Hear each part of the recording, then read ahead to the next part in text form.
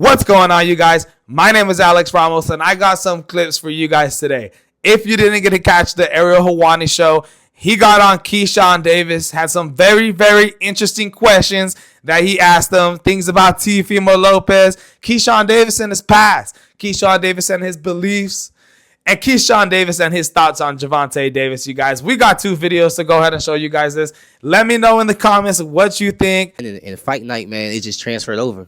Okay, so have you determined who did the watermelon banana thing? Do you know who it is? Honestly, at first, I really was set on Baranchik team just because how the note was written out. Yeah. It wasn't like, it was broken English. And also at the end of it, it said businesswoman. Yeah. And Baranchik had called me that. Right. But when Teo made that video, he kind of exposed himself. You know, when Teo made the video, you know, he was eating a banana. This one right here. Right. He was eating a banana. And then he was already on Twitter, like, saying racist stuff, like, you know, whichever monkey want to catch the banana first, stuff like that on Twitter. So talking about, you know, other fighters. So when he made the video, man, it kind of just made sense that, man, Teo, you did it, man. And my team came, we was all talking about it. It was like, man, it was Teo. He just trying to knock you off your pivot at your highest moment right now. He know he don't have nothing going on right now. He's really irrelevant right now. And Keyshawn, you're the guy right now. So he just trying to knock you off your moment and actually get some attention from it. And which he did. He got some attention from it. But at the end of the day, you know, people don't take racism well, you know. Yeah, so that's not the good kind of attention that you want. It really kind of hurt him, in my opinion. And so why do you think he was trying to, if it is in fact him who did it, why do you think he was trying to mess with you on fight week? You're not fighting his guy. Honestly, I can't wrap my head around that, man. Teo do a lot of crazy stuff, a lot of things that's left field that people don't understand. And that's one of them. You know, I haven't called Teo out. I haven't talked to Teo or nothing like that with Teo since last year when I was on his undercard. You know what I'm saying? Last February, actually. So I don't know why he do stuff like that or did that per se. You know what I'm saying? It's just, I guess just that's who he is. He's weird. Okay, so you didn't mention him, and right now you're not even in the same weight class, right? Correct. And so does this change things? If you do in fact think that it's him, you're the champ at 35. He's fighting above you. Are your sights now set on him? Do you need to settle something with him, or not really? Well, I'm not. At the end of the day, like you said, I'm a world champion at the end of the day. So world champs don't go chasing. People come chasing after world champs, and clearly that's what Teo is doing right now. He's chasing after me. If he felt like I was not a threat, or he felt like I wasn't making no noise, he would never did. He would never went out his way, bought some bananas and a watermelon, and had them delivered to my room. Yeah. So clearly he's chasing after me right now. So there's no point of getting out of my lane that I created for myself to go jump at his at 140. Now, if we was in the same weight class, then yes, it would make more sense. But we're not even in the same weight class right now, and I feel like I still want to settle something at 135 that's a bigger name than Teofimo Lopez. Yes. So what I learned off of that is that Keyshawn Davis for sure is not going to fight Teofimo Lopez, guys. It's Keyshawn Davis in Ariel Helwani's podcast says he wants to fight all the 135-pound champs first and then move to the 140-pound division. So, hey, he ain't fighting Teofimo Lopez. He ain't fighting Shakur Stevenson. Is he going to fight Gervonte Davis? Is that fight going to happen? Is he going to fight Lomachenko? I mean, he could fight William Cepeda, the WBC interim lightweight champion. But if you guys kept watching that podcast, go check it out too, by the way. If you guys kept watching it, he says he wants to set up a fight with Pitbull Cruz.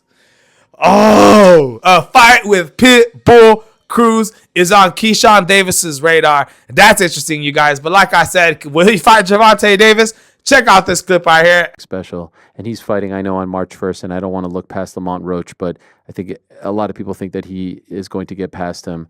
How realistic do you think that fight is for you in 2025 or 20? I mean, he says this is last year. I don't know if you believe him. Oh, well, I don't know, man. You don't really know what to believe with this guy. Him and Teo is kind of like over the top. But man, with Tank, man, I feel like he's definitely gonna get past Lamont Roach. But shouts out to Lamont Roach, though. I know him for sure. He also a great fighter, and in my opinion, you know, this is Tank's best opponent to this date. You know, but it's weird because, you know, Lamont Roach is a 130-pounder world champion. Tank fights at 135, and then he also knocks somebody out at 140. You know what I'm saying? So the last world champion you fought was in 2017. The last world champion he fought was in 2017, and that was Jose Pedraza. I just fought Jose Pedraza last year and stopped him in 6th round. But you're 30-something, 28 knockouts or whatever, and the last champion you fought was in 2017. I feel like to the casuals, he been fooling the fans. And I feel like at this point, they ready for him to fight somebody worthy of him. Lamont Roach, he's a good opponent, but he's not great for a Tank. Simply off the fact that because he's at 130 and he's been at 130 his entire career.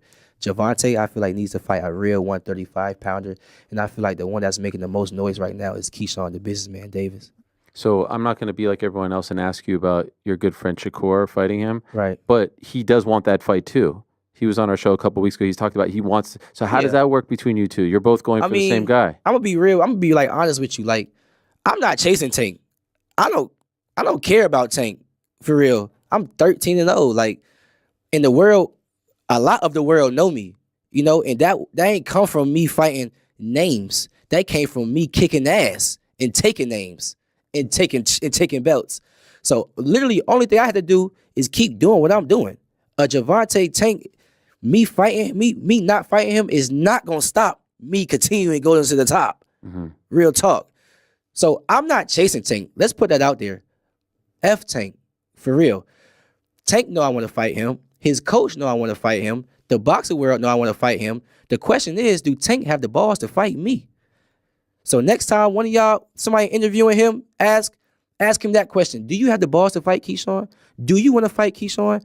Why don't you want to fight Keyshawn? Why do you want to fight Keyshawn? Ask him those questions. Don't ask me, because I will fight anybody, and it ain't about Tank.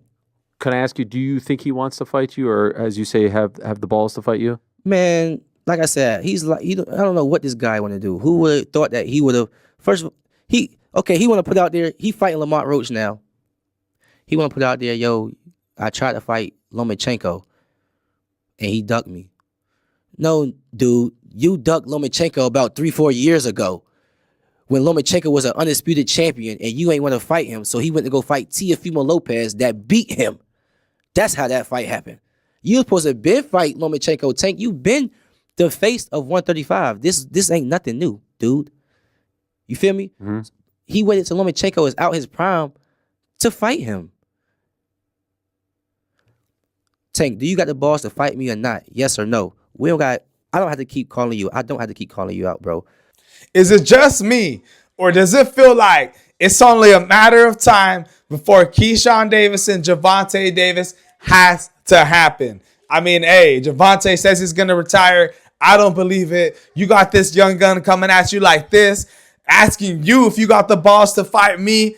Hey, the more and more that Keyshawn keeps on doing this, I'm telling you guys, Gervonte, Keyshawn Davis will happen, you guys. And another thing, shout out to Keyshawn Davis, man. The more and more I watch this guy, the more and more I become a bigger fan. If you guys didn't get to go check out the Helwani podcast, I recommend you do. Keyshawn Davis breaks down past moments in his life where he was sent to the mental hospital, times where he almost committed suicide, putting the gun to his head, looking in the mirror, and almost pulling the trigger. I mean, Keyshawn Davis, man, from that to 2020 silver medalist to now the WBO lightweight champion. Hey, I'm starting to become a big fan. Shout out to Keyshawn and shout out to the Ariel Helwani show. Go check it out, you guys. And hey, shout out to my subscribers, man. If you like this content and you're fans of Keyshawn Davis, please leave a like. Please leave a like. Please leave a comment. Subscribe to the channel, you guys. And I'll see you guys tomorrow on the next video. Breaking news, possibly. We'll see what's up. I'm out.